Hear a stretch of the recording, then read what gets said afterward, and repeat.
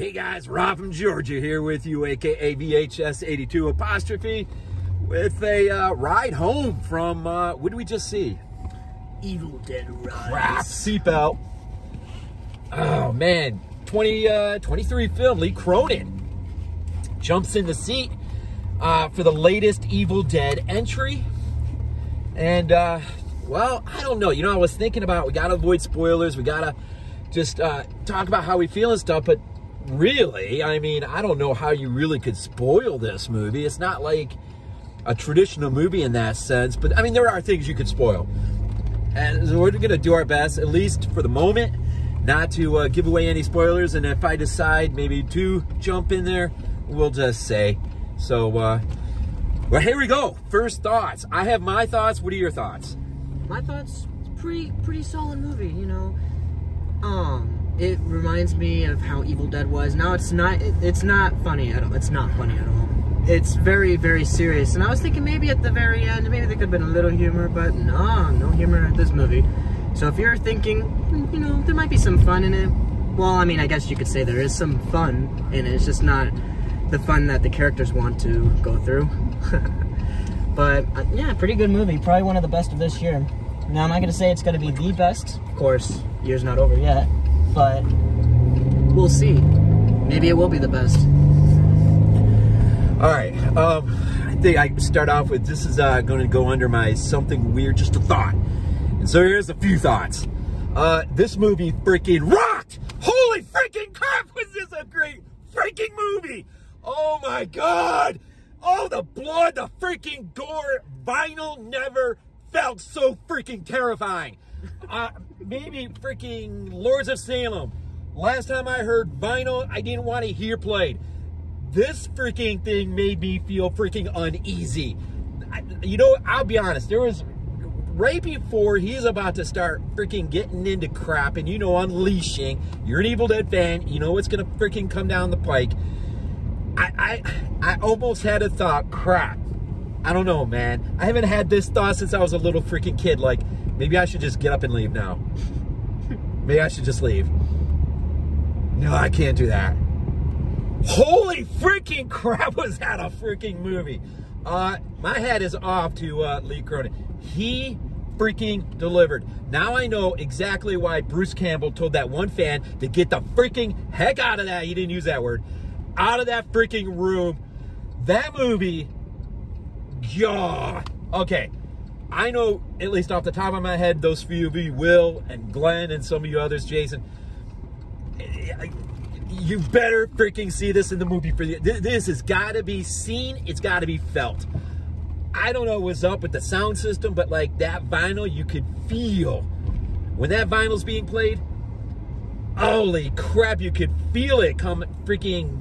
I thought I was gonna get freaking possessed for a minute listening to that. Holy freaking crap. Okay, so few things. First of all, what did you think about the there's a bit of a wraparound to this movie, and it's one of the criticisms I did hear. What did you think of the wraparound? What did you think of the beginning segueing into the film that led into the title credits, whatever?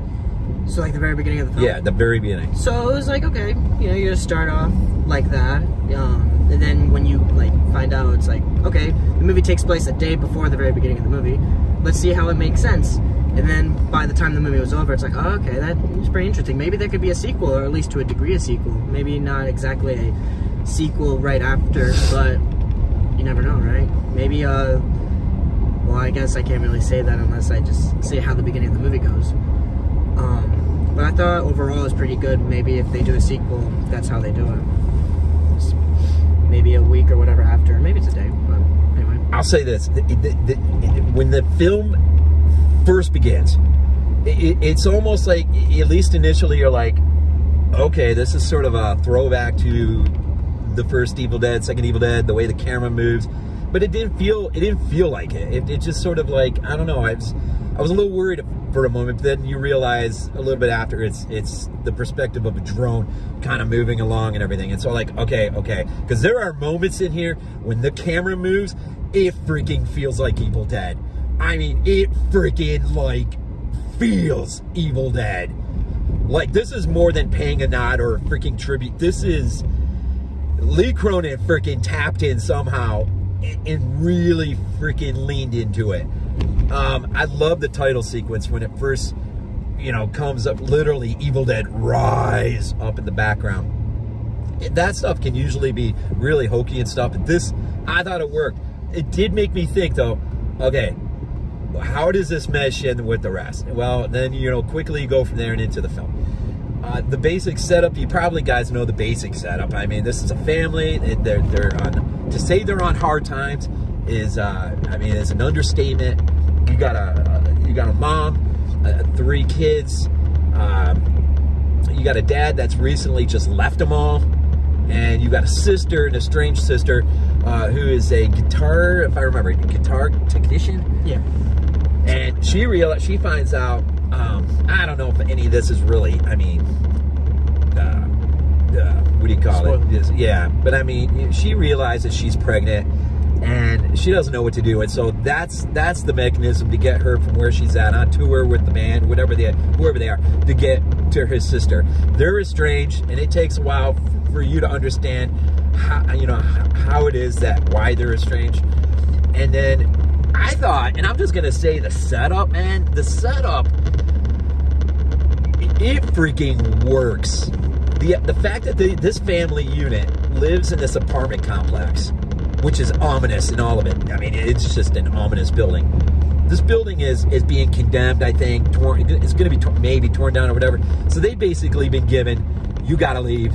And so not only has dad left, they're losing their home, which they've been in it forever. And so they got, you know, mom, I think, God, what's her name in the, yeah, Beth is the sister. Ellie, yeah, Ellie.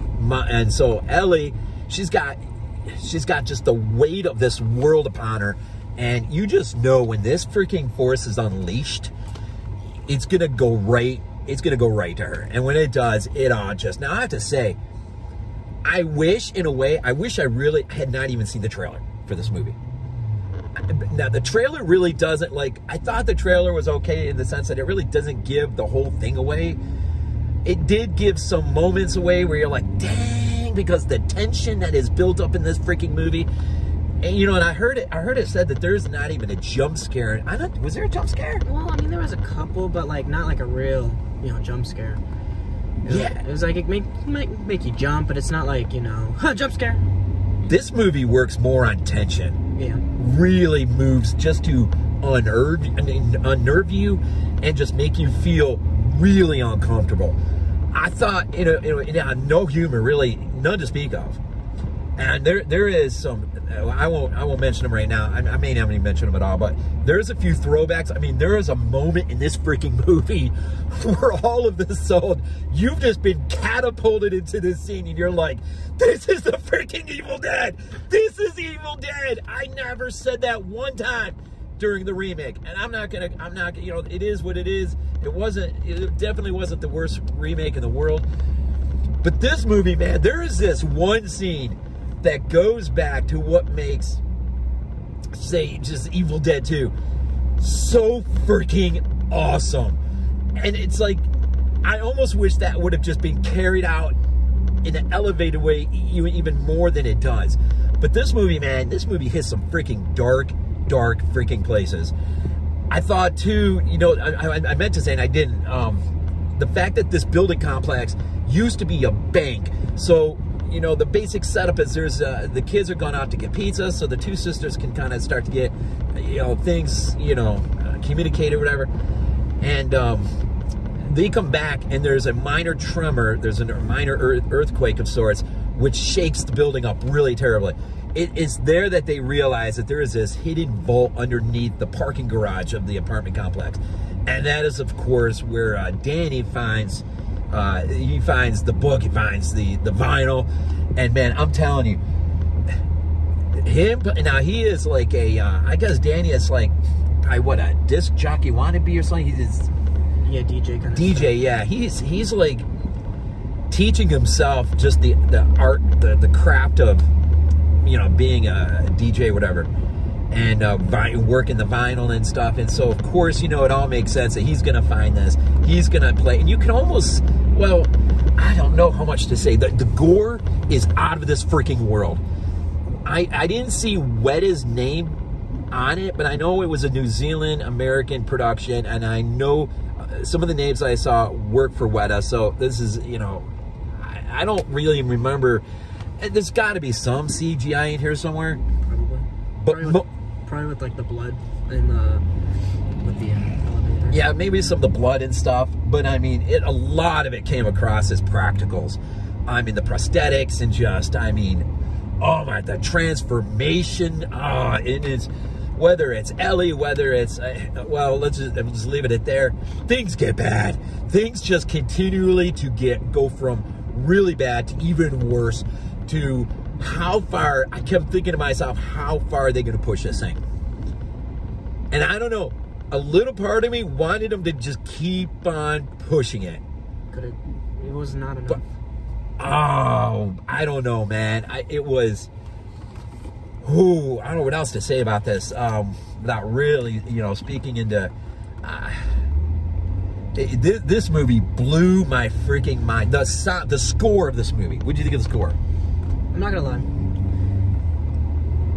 I didn't notice it that much, but when you do, it's like, it's there. It wasn't that, oh, there's no soundtrack in this movie.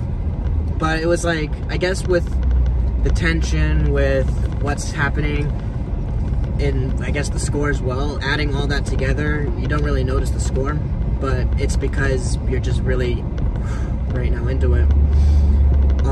But when you do hear the score, it was really nice. Yeah, I was pretty. You're right. I think the score, at times you felt it, but other times the director let just the tension of the moment carry itself. And there's a lot of moments where things get quiet. It was kind of like Suspiro, the original, at least for me, because, you know, it has a really nice soundtrack, but you don't really hear it that much because it's like really integrated with all the tension and the frightening scenes and whatnot. There was a callback to the original Evil Dead too. Yes, I could hear it in the music. It was subtle, but it was done in a way where you're like, you just put a smile on your face when every time you heard it, and it would just occasionally appear and then it'd be there again. It was just like, oh yeah, oh that is good. That is good. So much of just the plot, the narrative, how it was written, it just all seemed to, I guess if there was anything that felt, and it really didn't feel awkward, it was just the wraparound. That was like the only part that, I mean, be it was connected, but it didn't, like, if you just dropped the whole thing, this movie might have been perfect. I would say for me personally, the only thing that maybe could have possibly, and it really doesn't, because even in the opening segment, getting us into the film, there was some nice practicals. There was some really sort of ominous things going on, which sort of, I guess, served warning. You hold on to your freaking seats, because this director's not freaking messing around. And he didn't mess around. This is, and I don't know, I heard a review by, I don't want to say his name, but he actually made the point, he thought the remake was gorier than this. You're out of your freaking mind. I can't remember the last time I saw a movie this freaking gory. Dead Alive. Dead Alive. You have to go back to freaking Dead Alive. Peter Jackson's Dead Alive to get something like this. And it is sort of felt like, I don't know what, you know, and it's funny, I heard, you know, 6 months ago there was a piece in Bloody Disgusting that said, as a primer, you ought to watch Demons 2. I don't know. I mean, I sort of kind of got that, maybe watching it now, you know, 6 months after that piece was written. I don't know how much it's calling back to, you know, because I don't remember there really ever being any moment where I thought to myself, dang, Demons 2. Now, can I say something? Yeah, go ahead. Yes, you're right. It doesn't really feel like that movie. But if they were to make a sequel and it still takes place there before the buildings crash down, then you can, because it's set up that way. Just how they did the wraparound. Can I spoil a bit? Okay, we're at 14:50. I don't know how long I'm gonna go. Maybe another 6-7 minutes. So we're definitely going into spoiler territory for here out. So if you don't want it, check out. You got enough. You know how much I loved it. At 15. Okay, spoiler. So, the beginning of the movie, you know, you have those 3 random kids and, you know, the demons with them, and they're out in some, like, you know, cabin, almost kind of like that's, almost seeming like that's going to be the Evil Dead movie. But then you go to the apartment complex and you're super confused, with the ending being that the first kid that gets the, you know, gets the demon was from the apartment complex. And how that movie ends, well, there's a bunch of blood everywhere, and basically that place is now possessed, essentially, by the demon. And what I was thinking is that what you could do then, because that character went through that area, that could be like the main area where all the, you know, all the demons come from. And then they go to each floor, because, like, the movie basically takes place on that one floor. And there was, like, I don't know, like 10 whatever, I don't know, maybe even more floors on that, where there could have been a lot more to that, but it wasn't in the movie. So if they were to ever make a sequel and it still takes place there, they definitely can. Now, I'm not sure how that would work out, but, you know. So, you brought up the segue. So, a segue, when the prologue, call it whatever you will, ends, which was masterfully, I mean, compared to the remake, this was beautiful. But once that ends, you suddenly get one day earlier, and that's the rest of your movie. And then the movie sort of brings you to that point where the person basically is going to carry that demon out of the complex to where she's going, and then so you sort of know how the opening of the film now happens. But it's funny to think, you mentioned all these other people that live in the apartment complex building. She makes the point, she's on a phone, and she makes the point to say, you know, how did she, like she slept all night, never woke up at all? Yeah. And it's kind of funny when you think about just how much freaking garbage went on, that people could be living in this apartment complex and not have any idea what was going on. Oh man, best gory scene of the whole movie. It's probably just got to be the rip-off Shining scene, the elevator. The elevator. Oh, I think, yeah, that was pretty freaking good. I love that in the hallway. You got all these dead bodies that are starting to reanimate, being possessed, and they all start into their freaking dead by dawn, dead by dawn, dead by dawn. It was like, holy crap, this is the greatest. Holy crap, was that scene freaking awesome, man. Dead by dawn. I'm like, this could not have been freaking done any better. Best freaking gore. I don't know, man. The whole freaking movie was a freaking blood feast. I know it made me, when the girl was chomping on glass, it was coming out her freaking throat, was pretty freaking, was not really, it was gnarly. Trying to think of good. God, there is so freaking many. I'm trying to think of one here. Oh man.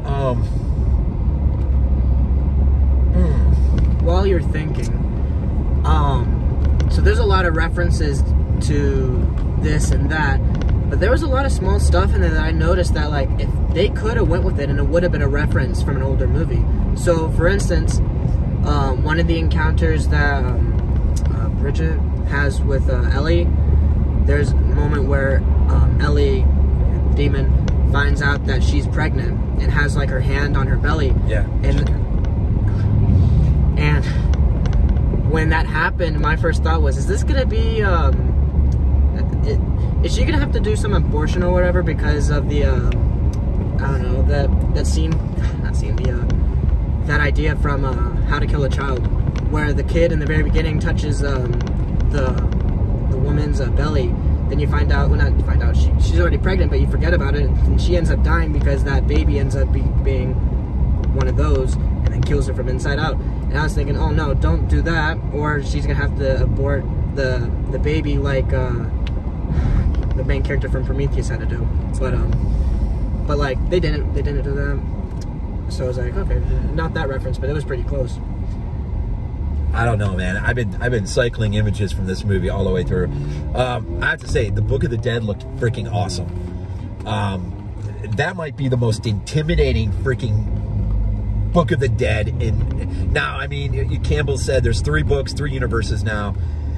This might be, I was thinking, I had a funny thought in my head watching this movie. I thought, was it in The Wizard of Oz when Dorothy realizes that she's killed the Wicked Witch of the East, and they're like, oh man, oh, it's not even beginning there, man. There's the Wicked Witch of the West. And like, what? This book may be, man, the Wicked Witch of the West of the Book of the Deads.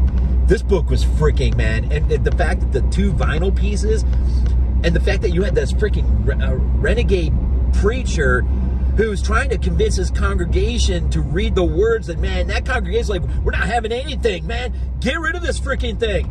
It's called the Book of the freaking Dead. Get rid of it. This guy won't listen, man. He won't have it. He's freaking, he goes off in his own. And so there's like the second piece of the vinyl, he actually reads through the words, and that just sets freaking everything off. I'm telling you, it might be, I don't know, man.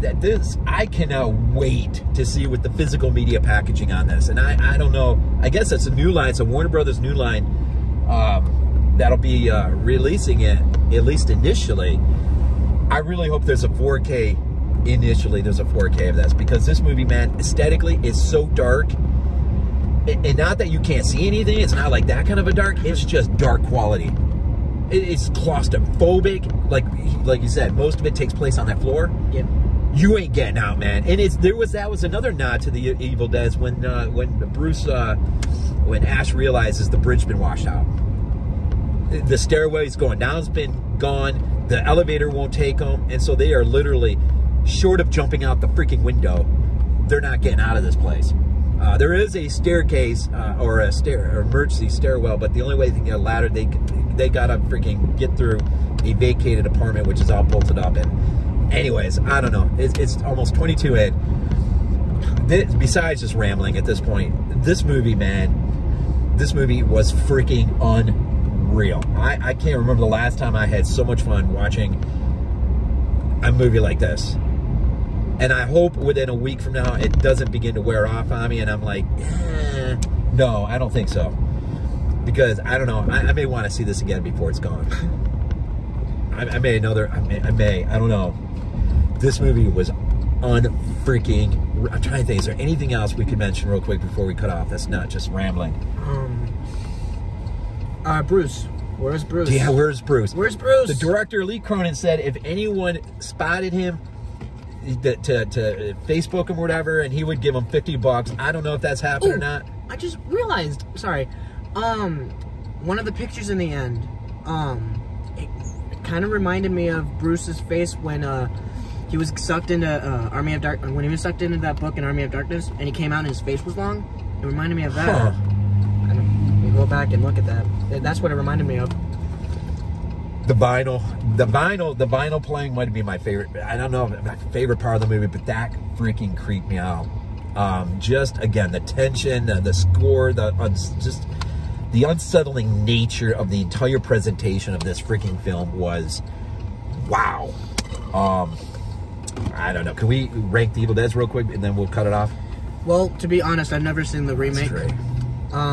So taking that out, ranking the rest. I'm only doing the movies because I also haven't seen the show either. It's probably gonna have to be something around the lines of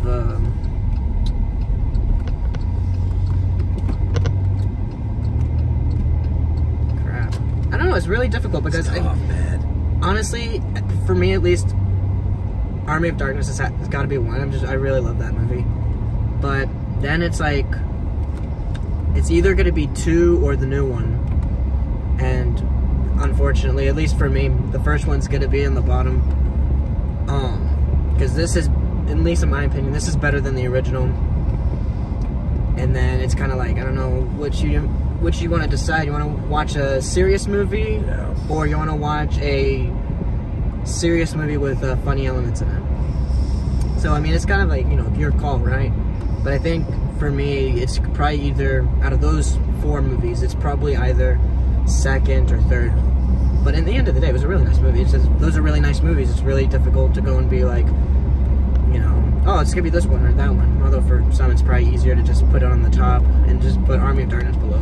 That just one of my childhood films.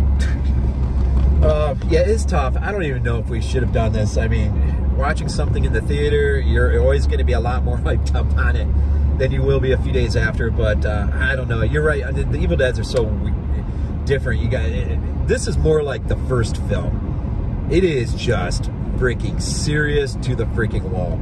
And I know the remake tried to do that. The remake can't touch this movie at freaking all. Does this movie fit somewhere in the original trilogy? I don't know, man. I don't know. Like, I love Army of Darkness so much. It's such a go-to. It's tough. I guess, I don't know. It kind of opened up the can of worms on that one. I'll have to think about that one. I think, for me, it could have been number 2 if there was an end credit scene where this, I would have loved it if it happened, where maybe it's not Ash, but it's, Bruce Campbell, and he's like maybe the store owner or whatever. Not store, he's like the apartment owner or whatever. And he walks into the basement and sees all the carnage. He's like, oh no, not again, or something like that. That would have been hilarious. Yeah, in a way, I kind of, that would have been cool. In a way, I was okay to get it. The movie was that great. Whereas the remake, I was really disappointed at the cameo you got. That bummed me out. And I'm glad there wasn't that opportunity. Although, I don't know what kind of a cameo could have somehow, I don't know. But now I know why Bruce is so up on this movie. This movie was a lot of freaking fun. And for me right now, it's got to easily be the horror spectacle of the freaking year. This is, I don't know if anything's going to top this. But anyways, VHS 82 apostrophe. Of course, we see us both on BodyBags. I'm the Wednesday, he's the Thursday. And, wow. What a movie. As always, man, go Bills. This is not a dream.